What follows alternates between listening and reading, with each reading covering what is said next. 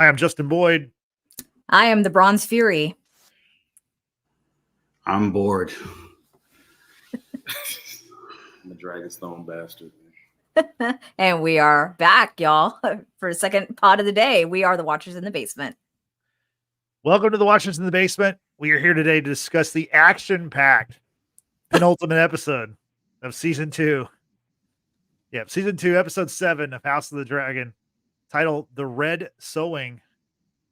And we want to be your home for post-game reaction to House of the Dragon. But I got to say, if this was a game, I would have turned it off a long time ago. Let's get to. I mean, honestly, like this should be a short pod. Just being real. I'm kind of loopy. Tristan, I'll let you start it off. What are your thoughts on this episode? Oh, you're muted. Bro, you muted. Oh, no. Sorry, my AirPods keep disconnecting.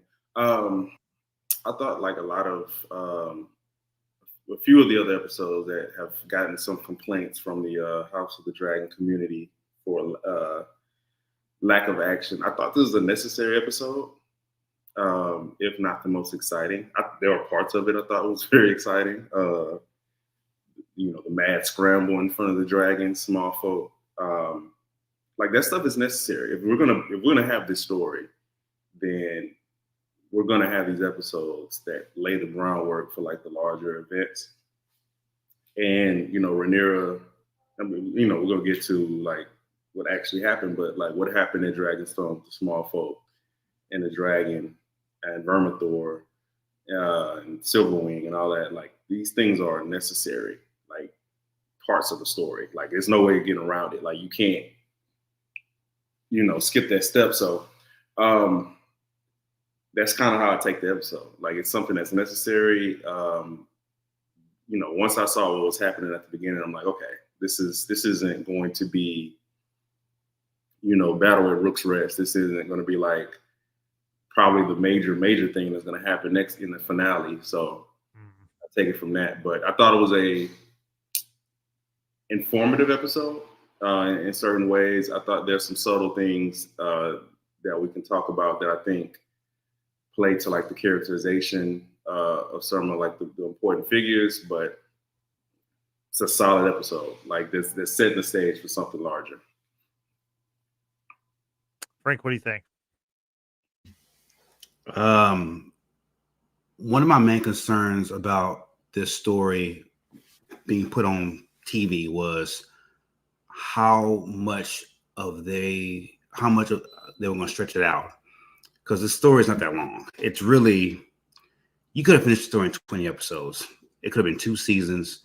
Like, I feel like they're trying to stretch it out and add things to it, to where some of these scenes could have been montages, to be honest. Like they cut some things out, like the war, the Brikens and the Blackwoods, but they add multiple scenes of like dragons eating up people, and like the scene in last week's episode and the scenes from this week's episode could have been one 30-second scene. Like I don't need to see a 15-minute montage of like people getting ate by dragons. Just show it within a montage, get done with it, and let's move on to the story. The larger part of this story is a power struggle between 2 families fighting for a throne. That's a large part of the story. And then the small folk. And there's been so many dead spots in this season of like just a slow, methodical scenes of things that could have been drummed up in way less time. And I read some of the complaints as well. It's not Game of Thrones as far as like the OG series. I get it. That story was way more robust, a lot more moving parts. I understand. But the pacing I've had a problem with from the jump this season. And I need this could have been done in 20 episodes. I don't know how many more slow episodes we're going to get, but I'm getting quite bored with it. I'm truly am. I don't know how much more I can take of this, to be honest. Well, there's only one more episode. And I assume we're going to get a battle in this. Maybe not. Maybe not. Maybe we're going to get right up to the edge of it, and then maybe next season. Brittany, what do you Daemon think? Go ahead, Frank. Go ahead. Well, no, the Daemon and Harrenhal thing is just drawn too long. It's just, bro. Like, this could have been a 2-episode thing tops. For him to be there for what, 7 episodes now. I'm like, bro, like, what are we doing here, dog? Like, this should have ended weeks ago, and he should be back at Dragonstone by Rhaenyra's side by now. But go ahead, Brittany.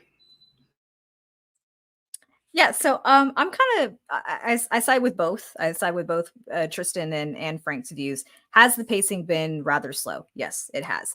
I've also mentioned it many a times that according to the chapters in the book, it's very quick because it's 2 different accounts. You don't get like all the details in the filler episode, the nitty gritty. And it is important to build story to a degree. However, I will agree with Frank wholeheartedly about the Harrenhal story that has definitely taken a lot of time, which I get. Matt Smith is the star of the show, if you will. He's the first one credited in the opening titles.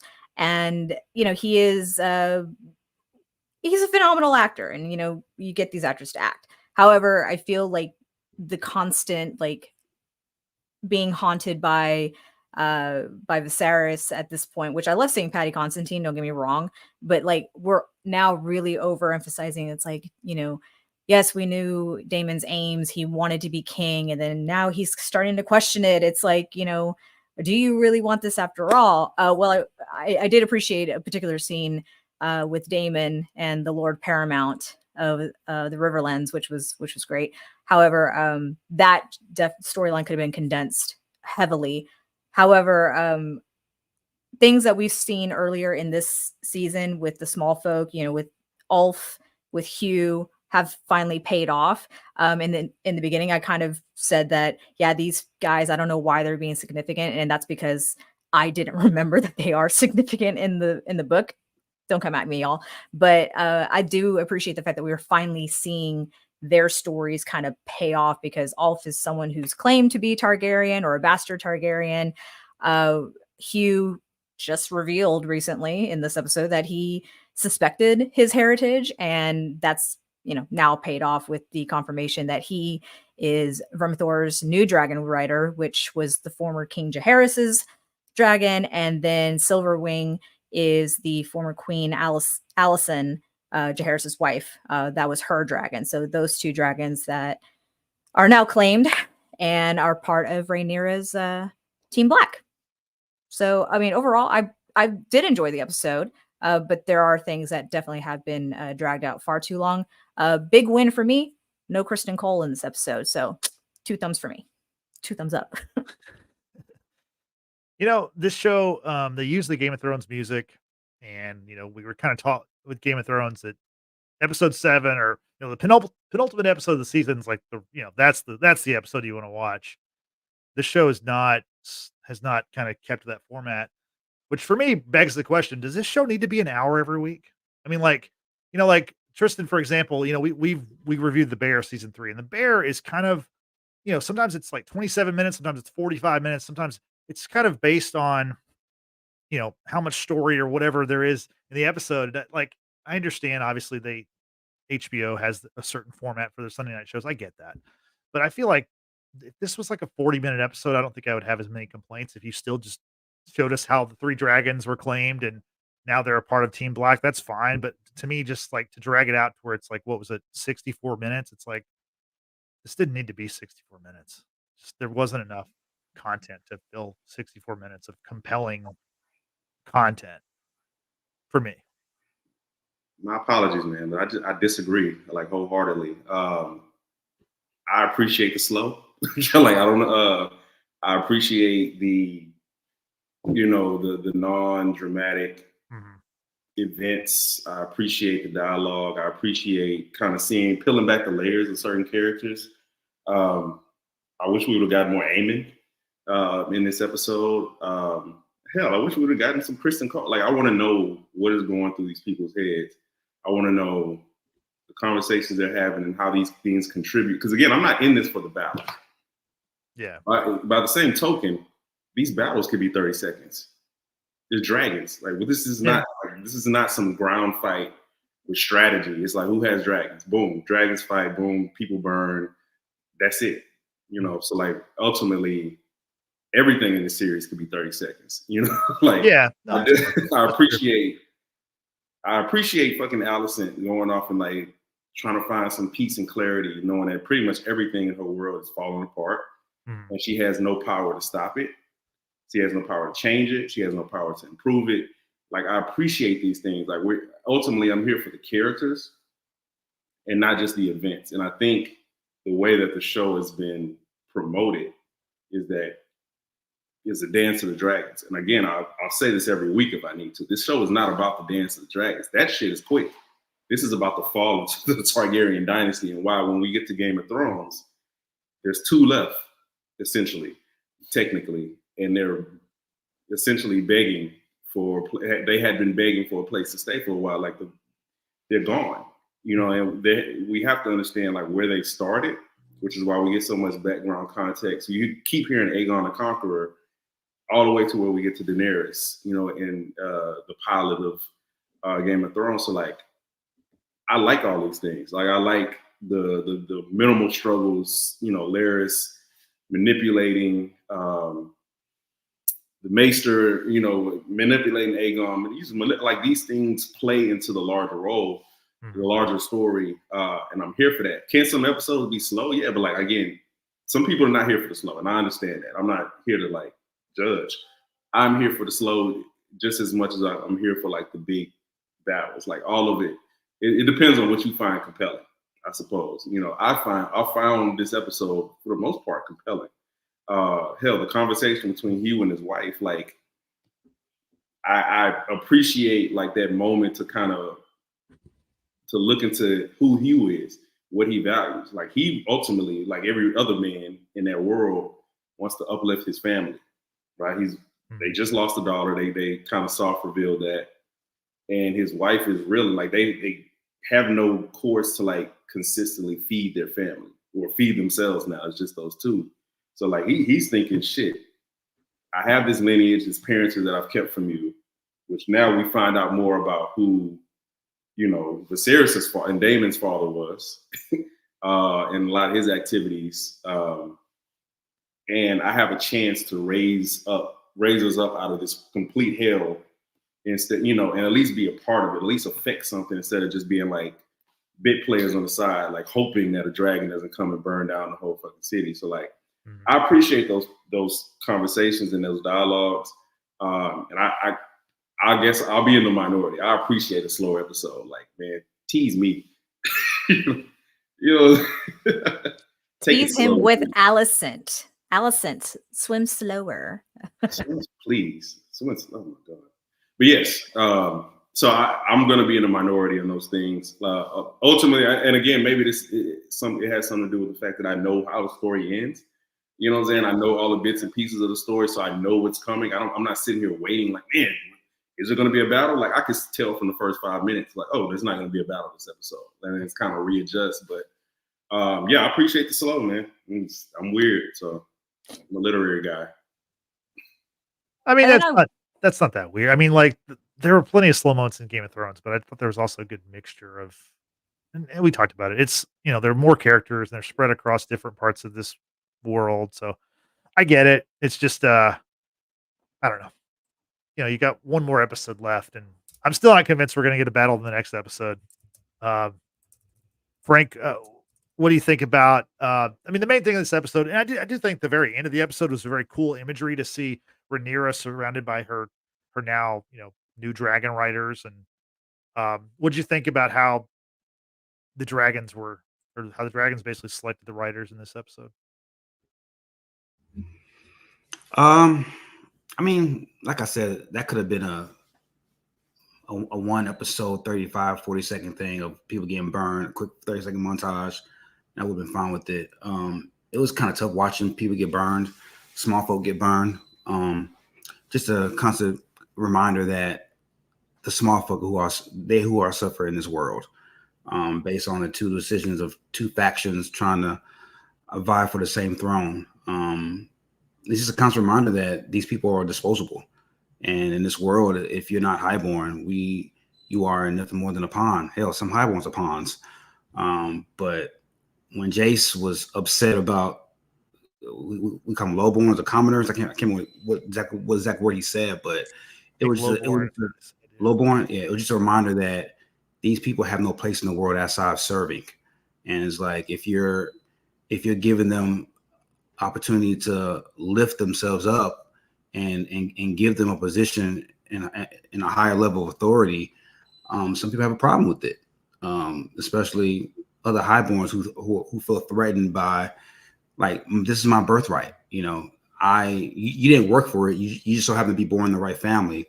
But to some people, you know, that's they work for it. It's their destiny. And anybody who gets that, who are not highborn, it's the problem.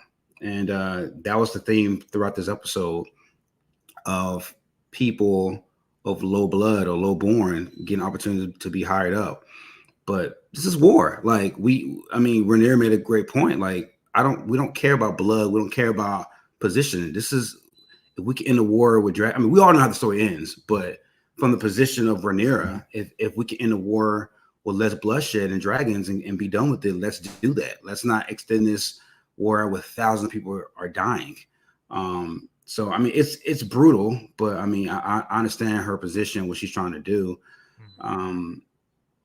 I just feel like it's just too long, bro. I would love to see the story end in 25 episodes, 23 episodes. If they go 4 seasons, I'm just gonna be like, I might bow by 3. I'm really at that point with this story. Yeah, I understand. So Brittany Frank was talking about how, the lowborn were now being, options to be dragon riders, and Mysaria plays a big part in this episode, convincing Rhaenyra to, basically say, look, like, you need to find these riders. There's people that have, somewhere down the line they have Targaryen blood, and basically you need to embrace those who are willing to serve you. And then Rhaenyra says, let us raise an army of bastards. And at that point, I was like, this episode's going to be called Army of Bastards. Gotta be. It was not. What did you think about Mysaria's role in convincing Rhaenyra to be a mastermind recruiter? I mean, let it be said again, Mysaria will have a very big role to play in this Dance of Dragons, right? She is Rhaenyra's confidant. I think I saw Twitter basically saying that Jace now has now had 3 dads and now he's having 2 moms. It's just like, oh Lord, like Mysaria is here to stay. Okay, she's she's not going anywhere anytime soon. So her having the knowledge of what the small folk struggle with, right? It's something that highborns are very out of touch with, right? There's numbers, of course, in highborns and all throughout the 7 kingdoms and what have you, but there are even stronger numbers in the small folk, right? And for Rhaenyra to take the strategic course to bring the small folk into her onto her side, rather, and yes, unfortunately, some of them will have to die because they are having to see who will bond with these dragons that have been riderless for quite some time. That much she's been very transparent about. She's been very honest. And so the strategy of uniting the small folk to her cause, that will therefore trickle, throughout the whole kingdom. And the small folk will unite behind Rhaenyra, especially if she's going to take care of them like she has been seen, through Mysaria's guidance, right? Providing them the food that, the Hightower or Team Green has denied the people of King's Landing. So it's a risk, yes. And I'll say it again. What we've seen in earlier episodes of the season has been laid out, foundation wise. It's now starting to pay off, right? And so I think this is absolutely necessary to understand how each side is operating and how one could be a little bit more sympathetic to Rhaenyra's cause over that of Team Green.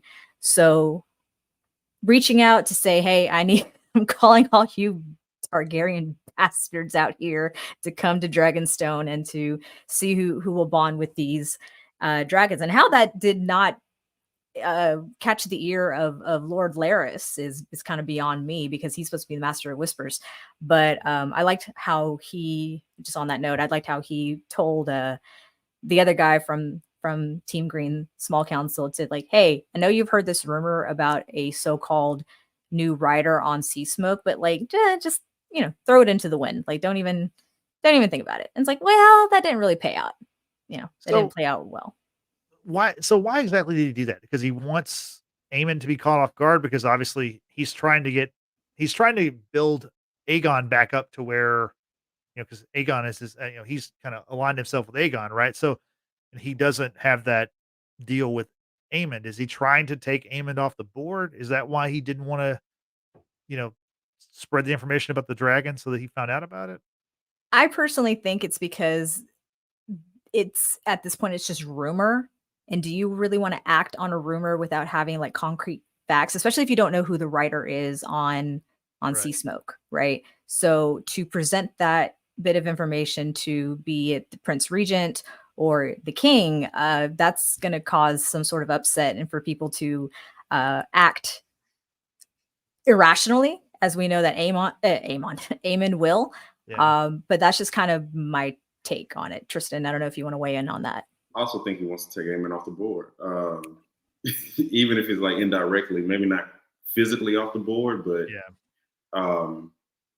he understands that his lot is cast with Aegon. Poor decision.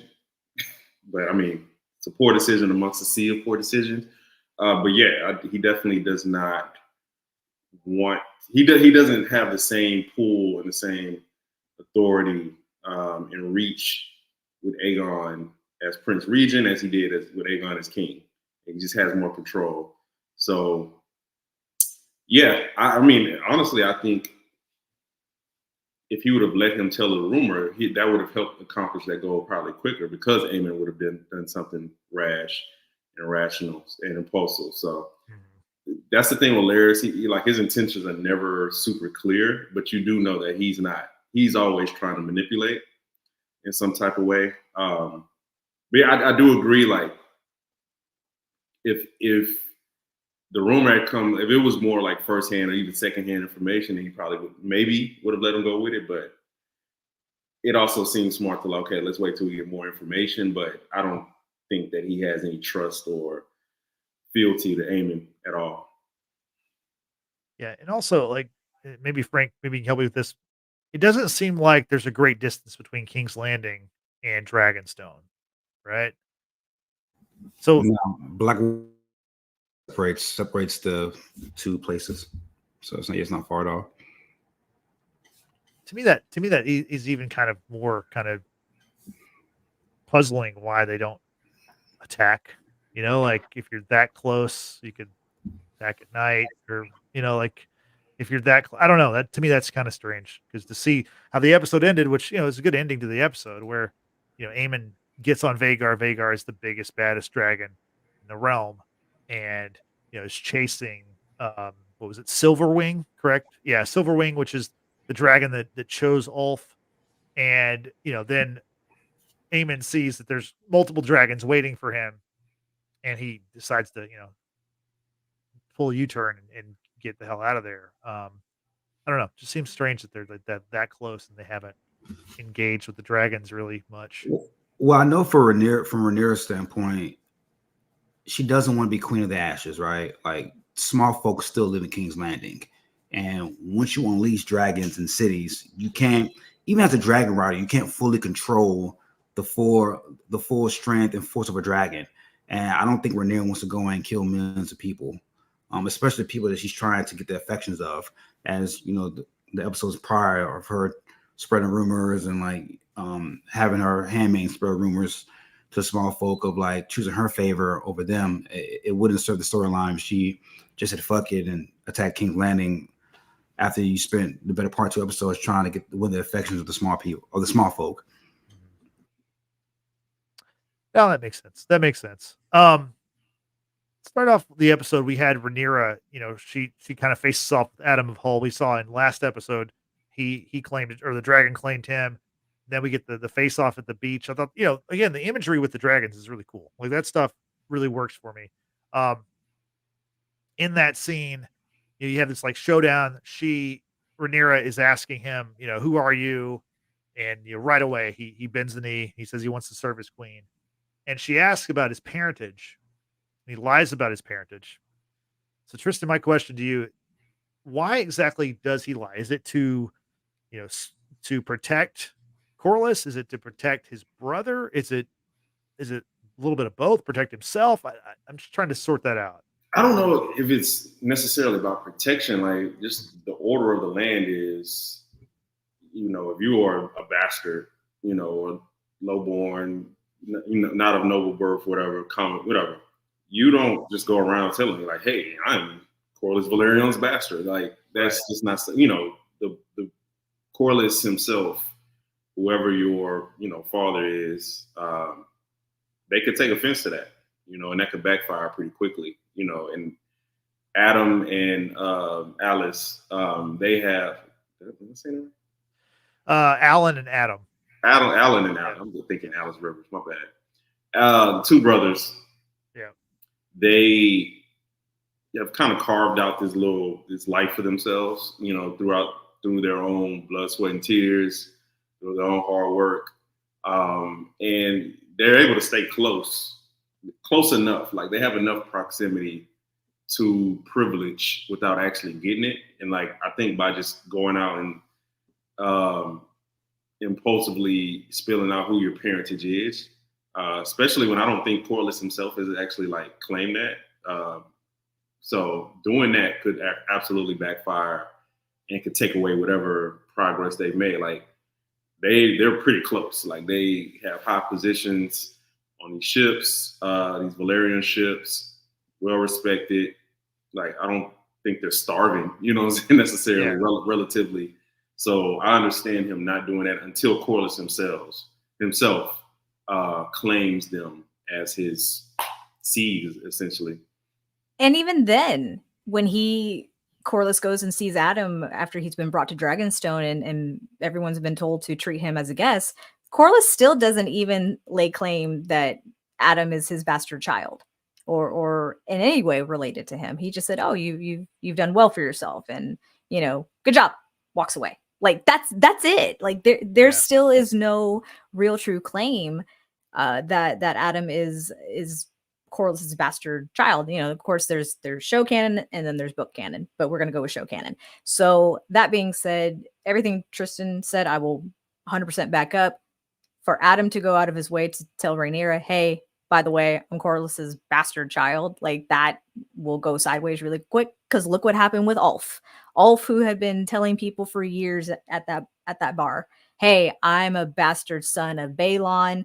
I'm the half brother to Viserys and Daemon. And when the word got out that, hey, they're calling Dragonseeds basically to come out to Dragonstone, Ulf, now's your time, bro. Like, go. Oh no, I can't. My injury. Like, I just can't do it. And it's like, yeah, make good on all that talk. Like, you've talked a lot of shit for so many years, and now you don't want to actually follow through because maybe you weren't telling the truth after all, which ended up, being true after all. But anyway, you know what I'm saying? Like, when you talk a lot of game and you don't follow through with it, like, shit kind of could go sideways for you. He nearly almost died, by Vermithor's flames, but Silverwing took pity on him, I guess, and said, hey, I like you. I'm gonna make you my dragon rider. So right. And then Brittany, like, conversely with Ulf, or I'm sorry, with Hugh, he, it's the opposite. Like, he's trying to, fend for his family. Obviously, like Tristan mentioned before, he lost the daughter in this episode. Hugh. Wait, did you say all for Hugh? Sorry. Go ahead. I mixed it up in the beginning, but maybe I said it again. I'm not sure. I mean, not Hugh. sure. Yeah.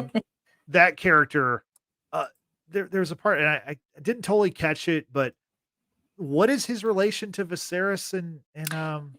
He said he didn't know his father, but he knew his mother. His mother Right. worked in the pleasure house. Anyone would pay to fuck a woman with silver hair. Right. Ergo, she has Targaryen bloodline.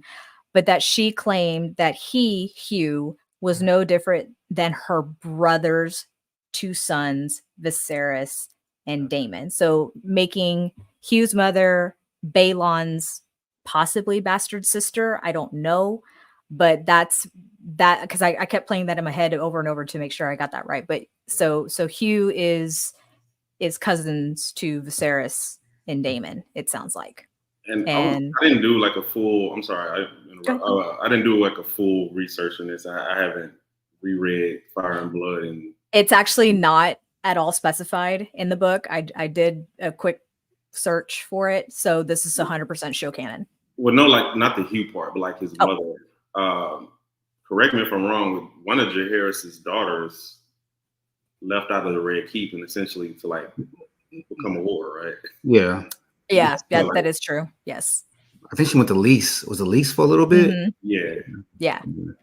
So I mean, possibility. I'm not confirming anything, but like that could be the connection. But again, the book doesn't really specify Hugh's parentage. It's just Hugh. Eventually, he'll go by Hugh the Hammer or Hugh Hammer.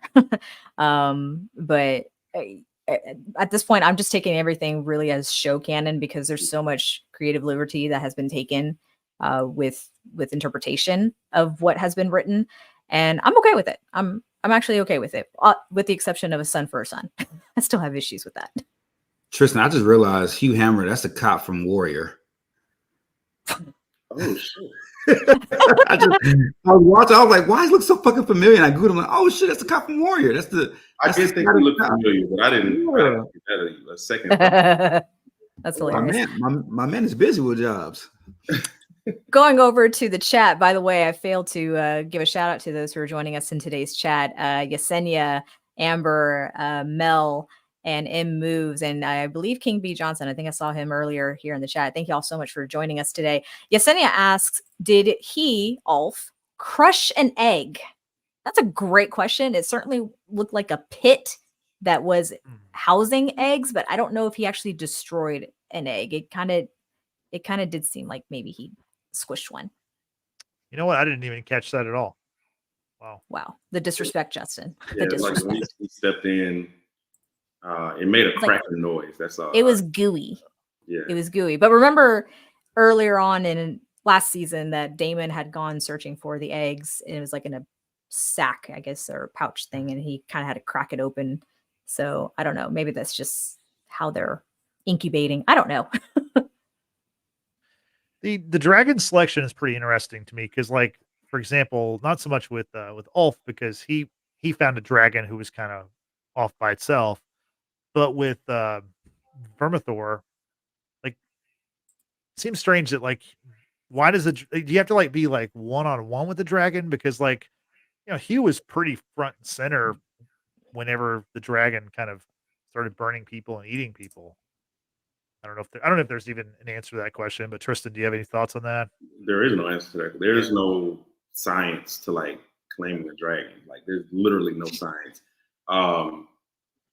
There's a common thread that people who are dragon riders have some blood of old Valyria, but that shit spreads so many different ways. Valerians, Targaryens, obviously, other family, other houses, bastards. Like, there's no rhyme or reason. And with Hugh, he was amongst a bunch of other people.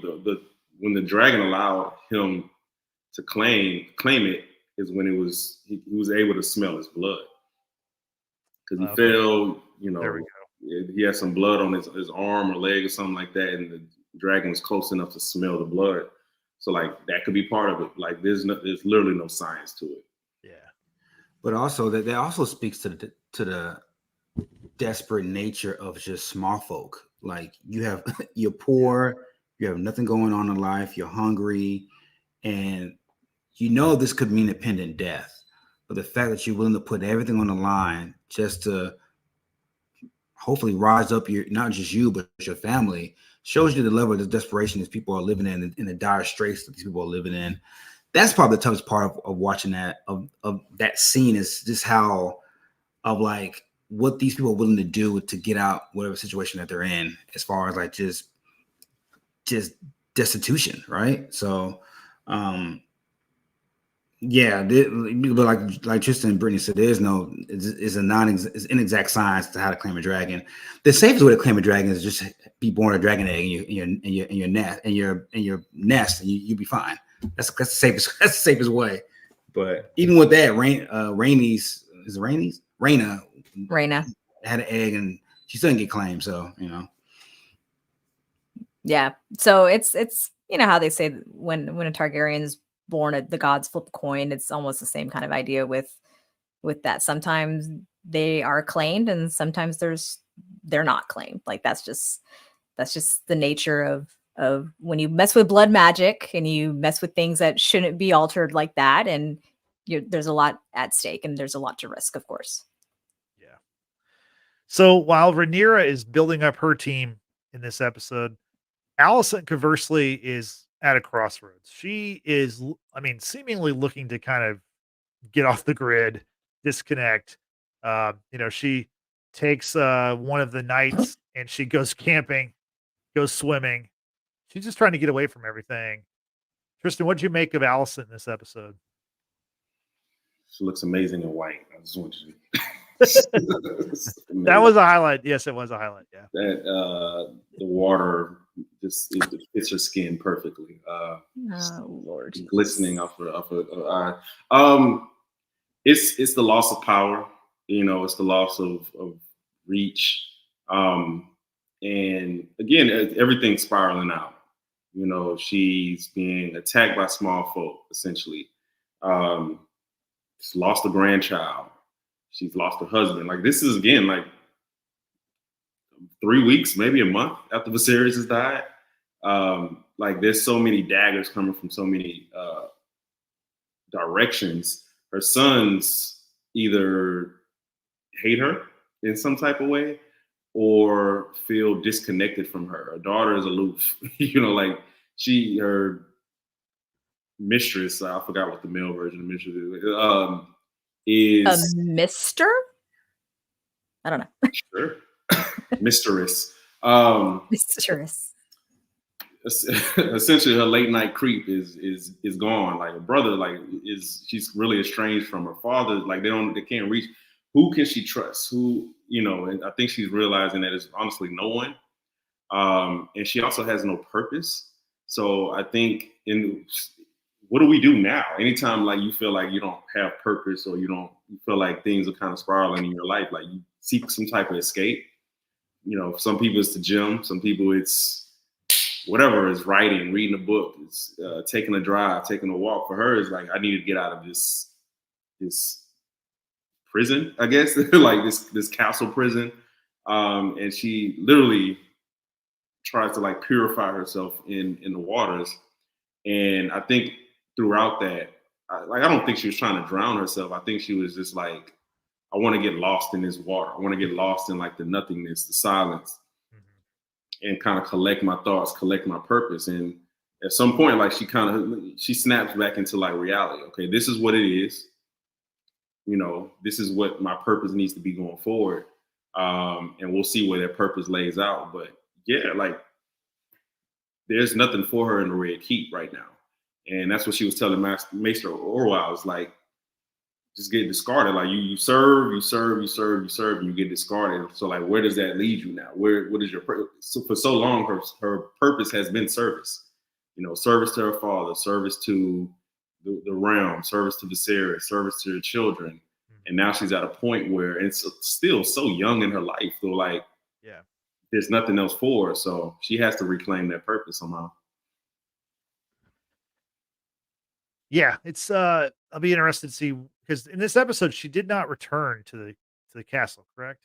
We haven't seen that yet. So obviously next week she's in the episode next week. I saw the little trailer, but it'll be interesting to see how she kind of returns to the fold and if she's back in an active member of what's happening, or if she's just kind of along for the ride.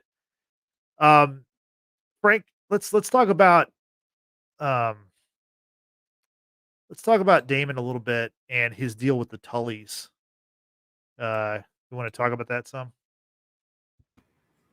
Man, fuck Daemon. The Tully kid was MVP of that scene. That I kind of woke up when I saw that. Like, again, going back to birthrights, like just because you're born into privilege doesn't mean you're meant for it. Doesn't mean that you're going to be good at it. And I forgot the kid's name. Is it Lord Oscar? Oscar Tully. Oscar's one of the few examples of like him being born to do this. Like you could tell by the way he was taught, trained by his maesters, trained by the people ahead of him. He knows honor, he knows loyalty, and he made a tough decision. And to gain the respect of his elders around him, like, I mean, a boy of what, maybe 13, like he knows the history of the Blackwoods and the Brackens, and he knows that that's a beef that has preceded his bloodline for eons, and it will forever be beef. And for him to make that hard decision of saying, you look, man, like we are bound by our oath that we made to King Viserys by lieu of Princess Rhaenyra. But while I do this, I have to answer for your crimes, Daemon, of what you did. And for me to fully gain control of my rivermen and river women and all of Riverrun, I can't let this slide. Like you created more beef, and innocent people got hurt by this, by the order that you gave. So if you want this army, you're gonna have to sit there and watch me make a decision based on your fuck up. And I mean, it's brutal, man, but I mean, it had to be done, because if you don't do that, somewhere down the line, your people can rise against you based on what an outsider did prior to you coming to your lordship. So he was MVP of that episode. I'm tired of Daemon. At Harrenhal. He needs to go. He needs to leave, because it seems like he's done nothing. He's done nothing but create more destruction and more discord in the very land that he's trying to get as far as these people's affections. I don't remember him being at Harrenhal this long in the books. I thought it was a pretty quick thing, a rising army and going back to Dragonstone. But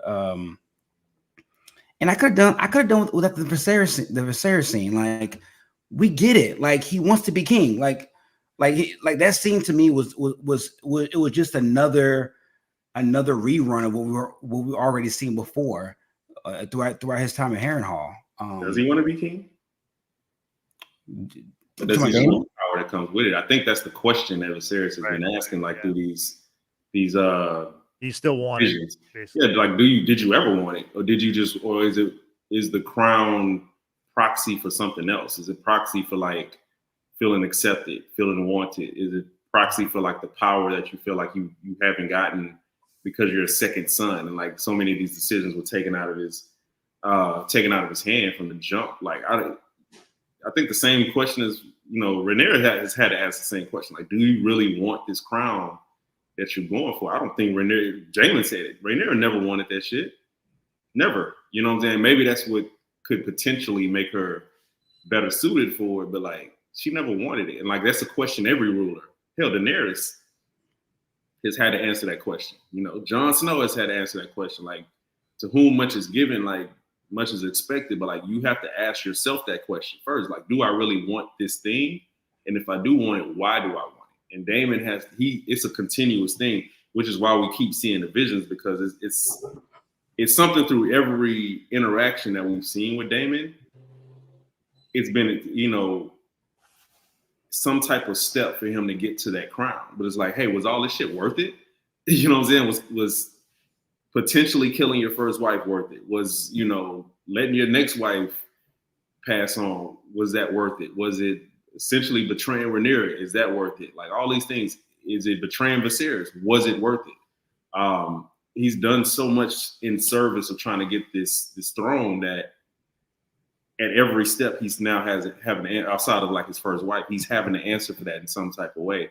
And I think that's healthy for the show, because every character has to have a reckoning in some type of way. Every single one. Like, when you do fucked up shit and you have that much power to do fucked up shit, it can't just go unchecked. And Daemon's reckoning, like full reckoning, or whatever, or at least a potential reckoning will probably come later. But like, I appreciate like these smaller moments where like, no, you have to grapple with the fucked up shit that you've done. You know, otherwise, what are we watching? Like, we're already watching like this privileged family step over a bunch of smaller people to get what they want. But like every single one of them has to answer for that shit in some type of way. Even Alicent, even my girl, her kids hate her. she lost her husband. Like, again, I see people, I see so many people online with this 2024, you know, perspective of like, oh yeah, you did all that, you know, service of men. Everybody's in service of men. What other choice does she have? She can't swing a sword. She can't raise an army. Who the fuck else is she gonna be in service of? Like, but she still, even her, like, even though so much stuff was taken out of her hands and she had no choice, she still has to grapple with the fucked up decisions that she's made. Every single one of them. Rhaenyra has had to grapple with the fucked up decisions that she's made. Hell, we're going to war right now, partly because of the fucked up decision that Rhaenyra made and who she chose to have children with. So, like, in both cases. So, yeah, like, this is part of Daemon's reckoning, and he has to deal with that, and we just got to watch him deal with that reckoning. Like, that's just what it is. Frank, do you have a rebuttal? Yeah, I think Daemon being king and wanting, it's synonymous, right? Like, Daemon being king, this is for either side of this family, outside maybe Rhaenyra. Nobody gives a fuck about the small folk.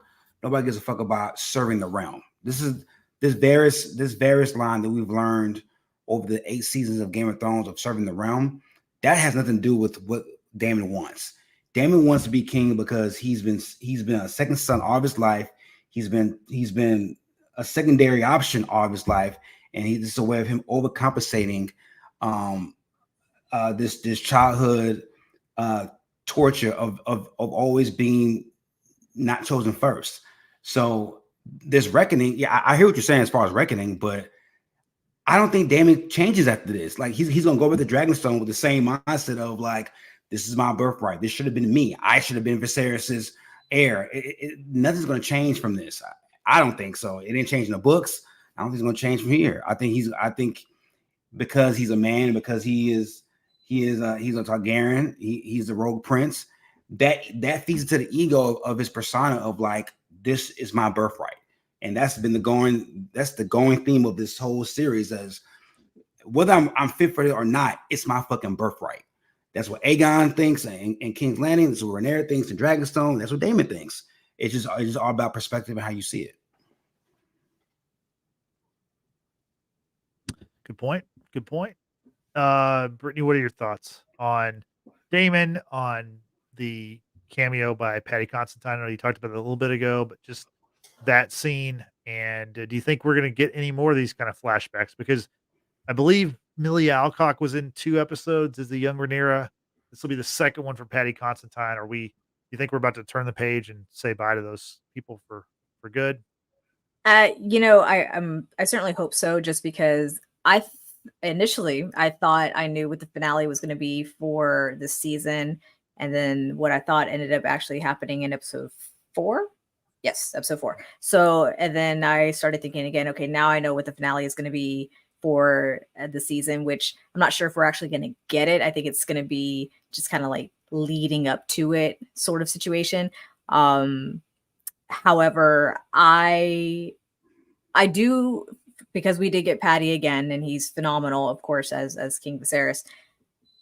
Listening to the inside the episode and hearing that it was actually his idea to not only reappear to Daemon, but to reappear in the more decrepit sort of stage of Viserys' life, to show just how heavy it was on him wearing the crown, right? How much of a toll it took on him physically and mentally, emotionally, what have you. And therefore reinforcing that point of, Daemon, is this something that you really want? Do you really want to wear the crown after all? Because this is kind of like, this is showing you what you could turn into if you decide to really fulfill that aim of yours, right? Instead of being the king consort to Rhaenyra, because that's something obviously throughout Harrenhal, he's like, embrace me as your king. You will address me as your grace.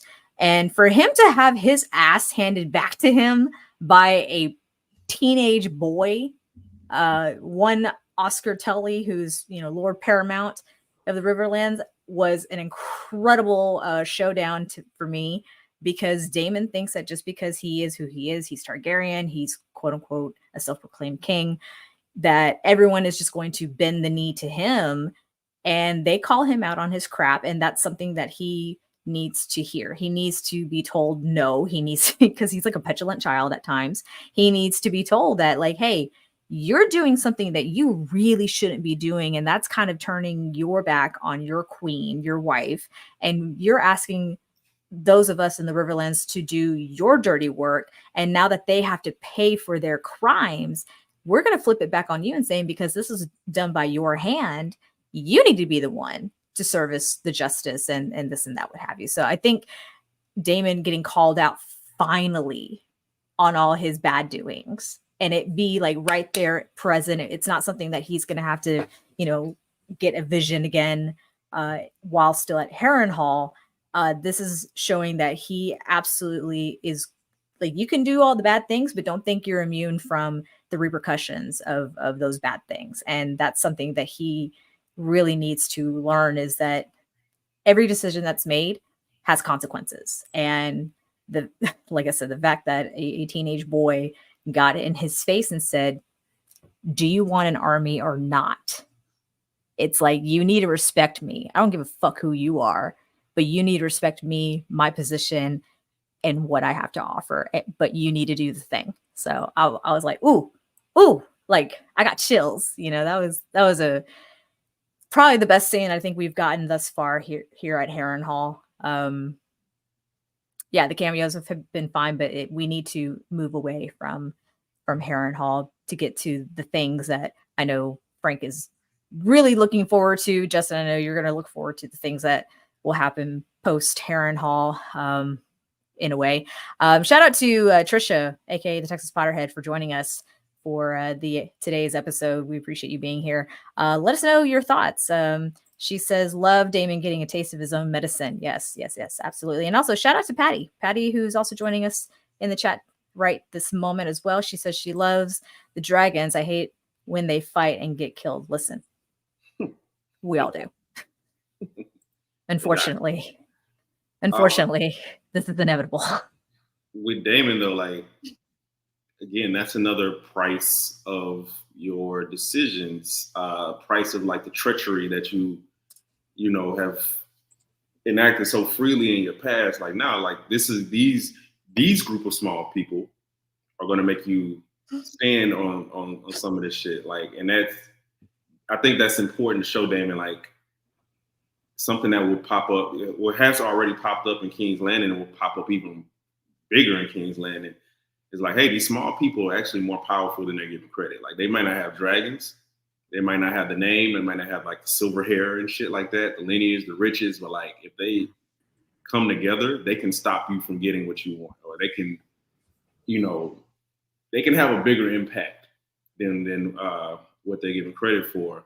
And that's another large theme of House of the Dragon that we don't even get that much of it in Game of Thrones. Is that, yo, like, small people, man, once they get together, like, they can fuck some shit up. You know what I'm saying? And Oscar Tully is letting them know, like, hey, you might be king consort, you may be, you know, the Daemon Targaryen, but right, you in our fucking home court. Even with your dragon, like, you got the dragon, cool, but you need our army. Otherwise, you wouldn't be here. And I guess that's why I haven't had as much issue with the Harrenhal, like it being kind of dragged out, is because we don't get this in the book of Daemon having to appeal to the Riverlands in order to get them on his side. Like, in the book, is just, again, we're seeing this from somebody else's perspective. It's like, oh, I heard that Daemon went to Harrenhal, voila, he got an army. Like, okay, was it that easy? You know, like, did you have to like engage in some type of politics? Like, what the fuck? Like, how did that happen? I think it's important, you know, for us to understand like the history of the Brackens and the Blackwoods, and how that fissure between those two houses causes so much chaos in the Riverlands. And this is why the Riverlands is so chaotic. It's because it's so many different moving parts, so many different old beefs and land disputes and all these different things, and even some marriages mixed in. It's complicated. Like there's some Brackens who are married to Black Poets, and like there's so much shit that complicates it, and it shouldn't just be that easy. It shouldn't. And I appreciate the fact that we get to see Daemon struggle with like the politics of the Riverlands, because this is a civilized yet wild territory in Westeros. And you're just not going to tame those people that easy. Like there's so many warnings to Daemon, like, hey man, this shit ain't gonna be easy, man. Brackens in the Blackwoods. You can't just talk to them rationally. Like they will accept death before they accept just being under somebody's thumb like that. So that's important. Like, that's why I don't think it's so much dragged out. I think that some of it is redundant. Like some, the visions might be redundant, or we may not fully understand the purpose of some of those visions, but like Daemon's going through it, man. He's dealing with, like, again, his past fuck ups. Also, he's dealing with like the weight of being a ruler, and Daemon has never had to be a ruler ever. You know what I'm saying? So here we are. Like this is the price of it. You have to make these decisions. Mm-hmm. Yeah, you're the one who set this dude off to do all this fucked up shit in the Riverlands. Now you need an army, and now some of the people who are affected by that decision are holding your feet to the fire. Now, what are you going to do? Are you going to stand on your past word to this dude, or are you going to focus on the larger goal, which is getting this army for your side? So he had to make a tough decision, but it's a decision of his own doing, and I appreciate that particular reckoning for Daemon. And so now with this army that Daemon has, as we kind of look to the finale, by my estimation, with Daemon's army, now Rhaenyra has 3 more dragon riders. Frank, wouldn't you say that the Team Black kind of has the upper hand right now? And the fact that Team Green is also kind of splintered, especially with Alicent, and you got Larys and Aegon still kind of in the picture, and it just seems like there's more dysfunction there. I mean, there's dysfunction everywhere, but there it's kind of centrally rooted, whereas Team Black is spread out, but they've got dragons and armies and numbers. Yeah, I think the big tiebreaker is the people, right? Like you're not Team Aegon or Team Green, however you want to call it. You lost your best advisor earlier in the season. I guess he's on his way back. I don't know. And then, there's a fractured relationship between a growing fracture between Alicent and her kids. Aegon is on a DL right now. I don't know when he's going to wake from it, come back from his the burning on top of his dragon. And, Aemon has vied for this position for all his life, but he seems very green and not ready for it. There's a lot of disarray. There's disarray at court. There's disarray with the council. So as of right now, yeah, Rhaenyra has the upper hand, but it's only recently. Just a couple episodes ago, Rhaenyra, she was losing respect from her own council, and she made a desperate act to get Corlys, who just lost his wife, into the council. So as far as dragons and men right now, yeah, Team Black has the upper hand. It's going to be interesting to see what Kristen and his host can wrangle up. Because last I remember, they have Rook's Rest, and I don't know if they gather any more favor after that. I think that's still being worked in the background. Don't forget about Gwaine. Also, Gwaine's out there. Yeah, Grand Tower. Brittany, as we kind of wrap up this episode, is there anything we didn't mention that you want to talk about? I'm trying to think specifically. I think we pretty much hit all the high points, with the exception maybe just elaborating a little bit more about Jace. Jace is kind of like upset that, of course, his mom has taken this course of action. He calls her out on her, her actions that led to his conception and what have you, and just trying to drive the point home that, we're just going to let anybody and everybody who claims they have Targaryen blood in them just lay claim to be, let's say, dragon riders. Who's to say that they won't try to lay claim to the throne being theirs? Where does that leave me? She's like, you're my heir, but to him, he's just he's a teenage boy who is just being a guy, I guess you could say. But I want to give a quick nod to Rhaenyra, who really hasn't had a whole heck of a lot to do. She's been sent away with Rhaenyra's youngest children to keep them safe, of course, and they've been in the Vale. She wasn't happy in the Vale, basically, and says, hey, Lady Aaron, write to Pentos to ask them to take us in. It's now happening, but because Rhaenyra has seen evidence that there is a large dragon in the Vale, and she is dragonless, she is on a mission. She finally wants to go and really claim and get her dragon, and we'll see how that unfolds, because it's been spoken about how when she tried to bond with Sea Smoke, that Sea Smoke almost basically killed her. So there's still a little bit more story to be told with Rhaenyra and the part that she plays in this Dance of Dragons. I kind of wish that was moving along a little bit faster as well. So that's just Rhaenyra has not received a ton of screen time. Like I No. feel like maybe you could add up all her scenes and it'd be like 3 minutes total for the whole series, maybe, or definitely this season. Yeah. Kristen, is there anything yet that you want to touch on that we didn't mention? Well, Brittany touched on it. That was gonna be my answer with Jace, though. I think Jace raises like very important questions. What does this mean for me and my positioning? Yeah. If just making anybody a dragon rider, like that makes his positioning as heir a lot more tenuous. It definitely cheapens his own claim because people aren't dumb. Your hair is black as hell. You know what I'm saying? Like, so had they followed what Rhaenys looked like, because she's Baratheon, she was dark hair. She wasn't silver hair like Targaryens. But anyway, that would have been the way it makes sense. That would have made it. It still wouldn't have made sense. It would have been more compelling. It still would have. It still would have, because it's like, oh, it skips a generation. That's why Laenor and Laena didn't have it, but my sons, her grandchildren, inherited that trait. I don't know. Yeah, it would have been more compelling if they made Rhaenys have black hair. But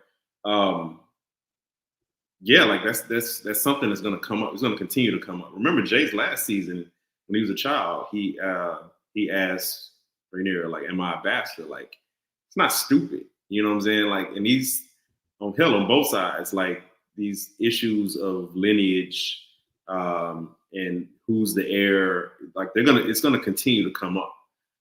Especially in times of war, especially in the aftermath of war. Like, these things will continue to come up because there's no clear king, queen, whatever, clear ruler.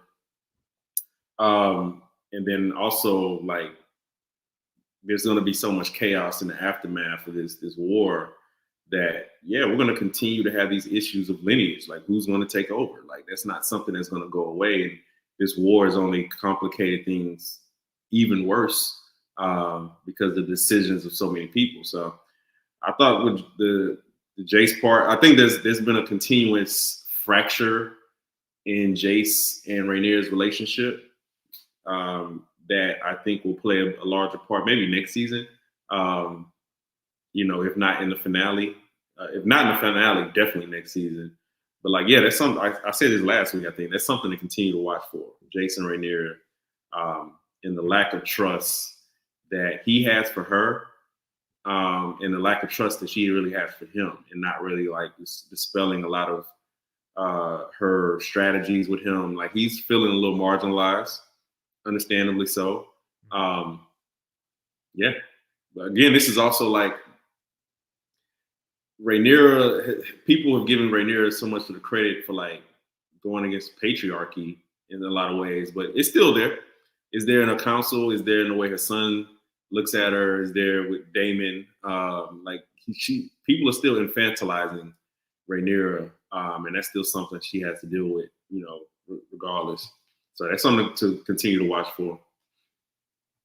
Yeah, Rhaenyra, though, she's got to let Mama Bear's got to let Baby Bear fly. Let Jace get out there. It's not. It seems like he's eager to get himself killed. So If so, go for it.